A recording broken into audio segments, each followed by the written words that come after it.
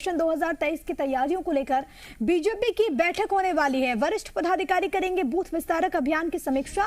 प्रदेश अध्यक्ष वीडी शर्मा, प्रदेश के प्रभारी मुरलीधर राव शामिल होंगे। इसके अलावा संघ क्षेत्र प्रचारक और संघ पदाधिकारी भी शिरकत करने वाले हैं। संगठन के काम और आगामी रणनीति पर होगी चर्चा। इस वक्त की ये बड़ी खबर हम आपको बता रहे हैं, जहां पर आज एक बड़ी बैठक होने वाली है मिशन 2023 को लेकर, क्योंकि कई सारे अभियान हैं जो कि इस वक्त भारतीय जनता पार्टी चलाती हुई हमने देखा कि बूथ विस्तारक योजना और उसके बाद संग्रह अभियान धन निधि को लेकर के जिस तरीके से पार्टी आगे बढ़ी, और उसके बाद आज एक बैठक होने वाली है जो कि अपने आप में बेहद ज़्यादा महत्वपूर्ण हो जाती है। तमाम जो पार्टी के दिग्गज हैं वो यहाँ पर शामिल होंगे। संगठन के पदाधिकारियों की इस बैठक में मौजूदगी होगी और इसमें कई सारे ऐसे विषय जिसको लेकर चर्चा तो होगी, लेकिन मिशन 2023 के मद्देनजर ये बैठक बेहद ज़्यादा खास हो जाती है। इस वक्त की बड़ी खबर, और साथ ही साथ हम आपको ये बताते चलें कि ये जो बैठक है समर्पण निधि संग्रह अभियान भी क्योंकि भाजपा चला रही है, ऐसे में देखना बहुत ज़्यादा महत्वपूर्ण होगा कि आज क्या रणनीति यहाँ पर बनाई जाती है और साथ ही साथ किस तरीके से अब पार्टी आगे बढ़ती है। इस वक्त की ये बड़ी खबर हम आपको लगातार बता रहे हैं। तमाम जानकारी के साथ प्रमोद शर्मा मेरे सहयोगी इस वक्त भोपाल से लाइव मौजूद हैं।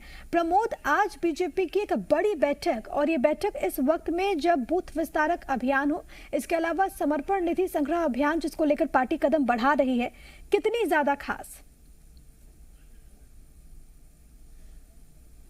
देखिए, भाजपा का बूथ मजबूत करने की जो कवायद थी, बूथ विस्तार महाअभियान जो था, वो मंशा कितनी कारगर हुई है, बूथ कितने मजबूत हुए, क्योंकि 18 में तो 35,000 से ज्यादा बूथ कमजोर थे और इसीलिए सरकार चली गई थी। करने का जो अभियान था वो कितना कारगर हुआ है, आज समीक्षा बैठक होगी। प्रदेश प्रभारी और प्रदेश अध्यक्ष समेत जो संघ के बड़े पदाधिकारी हैं, देखिए क्षेत्रीय जो प्रचारक है वो इस बैठक में मौजूद रहेंगे। जैसी खबर निकलकर सामने आई है, बीजेपी दफ्तर में ये बैठक होगी और पूरे बूथ विस्तार जो महाअभियान है उसकी समीक्षा होगी। कहाँ क्या और काम करने की जरूरत है, यह काम हो गया है। आज की बैठक में ये डिसाइड हो जाएगा। साथ ही साथ आगे के जो आयोजन है, संगठन को और ज्यादा मजबूत करने को लेकर, कार्यकर्ता में और ज्यादा करंट भरने को लेकर, क्योंकि 23 दूर नहीं है, उसको लेकर संगठन लगातार काम करने लगा है। तो आज की जो बैठक है वो बेहद महत्वपूर्ण रहने वाली है।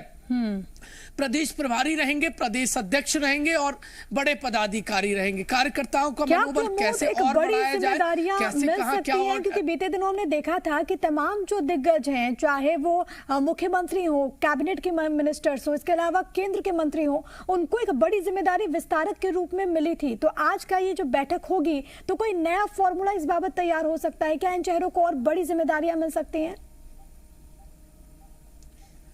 देखिए, फॉर्मूला एक ही होगा, जो कमजोर बूथ है वो कितने मजबूत हो गए और मजबूत नहीं हुए हैं तो कैसे मजबूत किया जाए, क्योंकि बिना मजबूती के सहारे 23 में जो राह है वो इतनी आसान नहीं है। तो मजबूती के सहारे ही 23 की जो राह है वो आसान करना चाहती है बीजेपी, और वो खासकर वो 35,000 बूथ की समीक्षा बेहद महत्वपूर्ण आज बीजेपी करने वाली है। वो कितने मजबूत हो गए और कितने नहीं हुए तो उनको कैसे किया जाएगा। आगे अभियान के जरिए बीजेपी फिर से मजबूत करेगी, क्योंकि देखिए जो रिपोर्ट आई थी अंदर खाने से निकलकर वो ये थी कि लगभग 85 से 90% जो बूथ विस्तार महाअभियान है, देखिए उसके तहत बूथों को मजबूत किए जाने का काम हुआ है।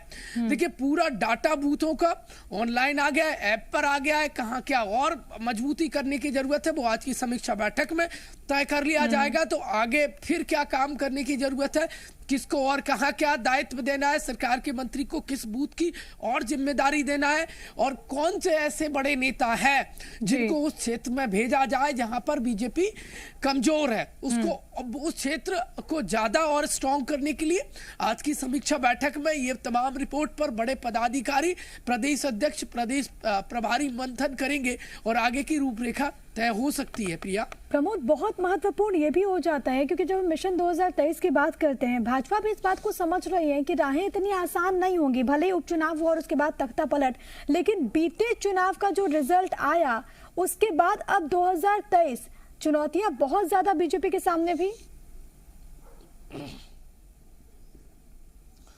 देखिए, एक बात समझनी होगी, उपचुनाव और मुख्य चुनाव में अंतर होता है।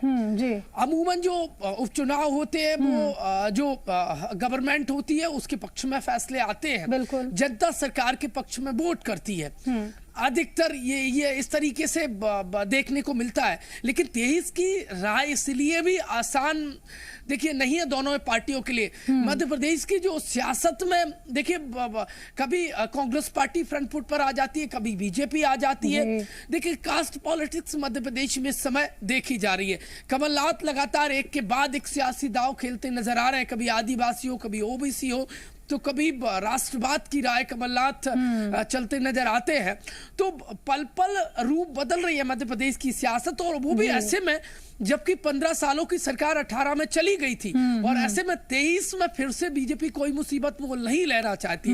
इसलिए सभी वर्गों को साध रही है, ओबीसी हो, एससी हो, एसटी हो, और चाहे सामान्य हो, सबको साधते हुए मध्य प्रदेश की सियासत के लिए मजबूत संगठन के साथ बूथ को मजबूत करने पर फोकस, जिसका जिक्र अभी प्रमोद आप भी कर रहे हैं। बहुत धन्यवाद आपका तमाम बातचीत और जानकारी प्रमोद शर्मा हम तक पहुंचाने के लिए। खबरों में बने रहने के लिए आप हमारे फेसबुक, ट्विटर और इंस्टाग्राम पेज को फॉलो कर सकते हैं। लेटेस्ट अपडेट के लिए आप हमारे यूट्यूब पेज को सब्सक्राइब भी कर सकते हैं, और हाँ, बेल आइकन पर क्लिक करना ना भूलें।